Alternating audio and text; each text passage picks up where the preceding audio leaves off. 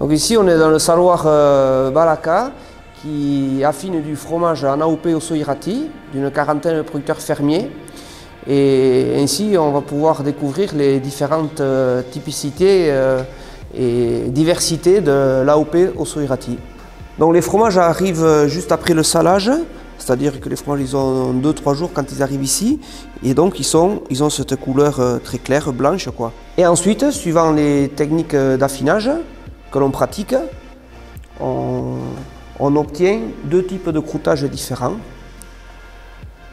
Soit on laisse pousser les mucors, différentes moisissures, on obtient des couleurs comme ça, un peu grisonnantes. Ou au final, une fois frotté, voilà, un joli gris marron. Ça, on est là sur la typicité basque. Et à l'opposé, avec d'autres types de soins, c'est-à-dire à l'eau salée, fréquemment, c'est-à-dire 2-3 fois par semaine, on frotte ces mêmes fromages qui étaient blancs au départ, en les frottant plus souvent, et avec de l'eau salée, on obtient une croûte très différente, orangée. Et là, on est sur la typicité béarnaise.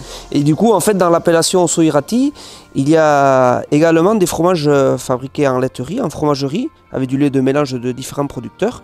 Et là où on voit bien la différence, c'est dans les poinçons. Le fromage fermier, c'est une tête de brebis de face avec un F à l'intérieur, qui marque bien la production fermière. Alors que le fromage de laiterie, c'est un poinçon avec une brebis de côté. On devine la corne, l'œil.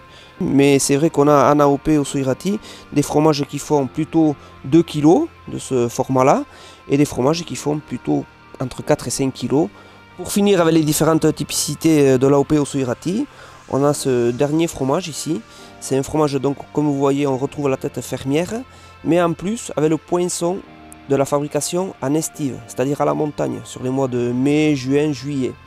Dans le commerce, on peut également identifier les fromages AOP Osso-Iraty par l'étiquette qui est posée dessus sur les fromages entiers.